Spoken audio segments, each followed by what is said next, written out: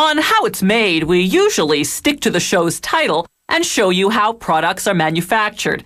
But this next segment is about special effects makeup, the kind that makeup artists use on theater and movie actors. So in this case, we'll show you how it's made, but we'll also show you how it's applied.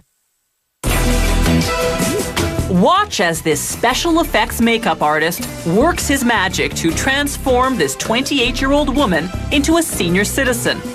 After gelling her hair flat, he glues on a bald cap using a theatrical adhesive called spirit gum. He protects her eyebrows and eyelashes with petroleum jelly, then covers her face in alginate, a material for taking dental impressions. Then he applies wet plaster bandages. After 25 minutes, the materials harden into a mask.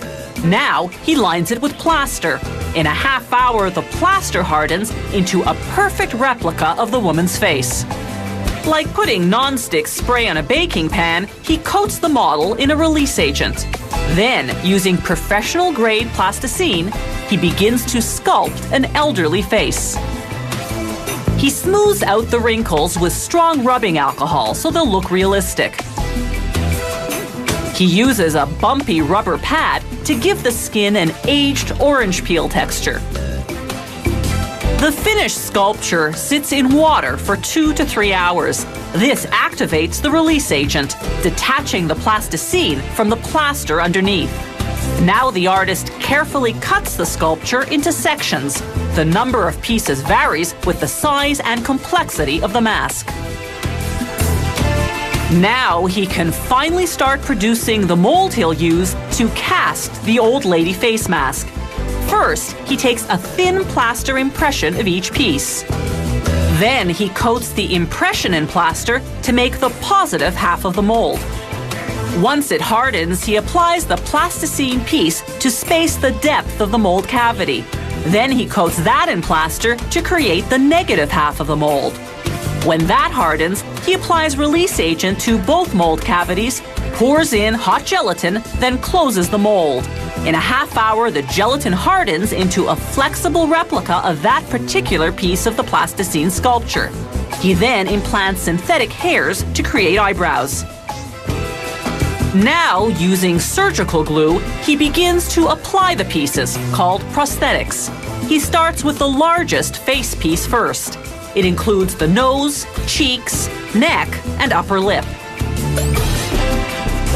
He cuts a hole in the chin area so that he can apply the chin piece. Now, the lower lip.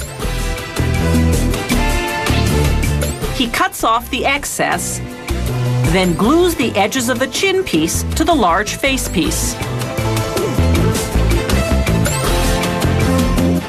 Now for the forehead.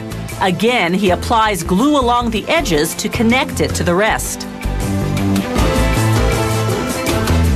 To age the eyes, he uses contact lenses.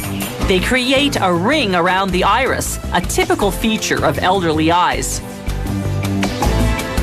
Using tweezers, he applies eye bags, again gluing the edges to the rest of the mask. And finally, some wrinkly eyelids. With the mask fully assembled, it's makeup time. Using a toothbrush, the artist sprays it unevenly over the mask, then smudges it with his fingers. This technique creates a realistic look because the human face, aged skin especially, has color variations. Using a very thin brush, he accentuates some wrinkles by creating depth with a darker color. Now, some freckles and age spots. And a gray wig. And finally, just a bit of lip color because lips dull with age. All this takes an experienced makeup artist about a month of work, and such expertise doesn't come cheap. A major transformation like this for stage or screen can cost up to $10,000.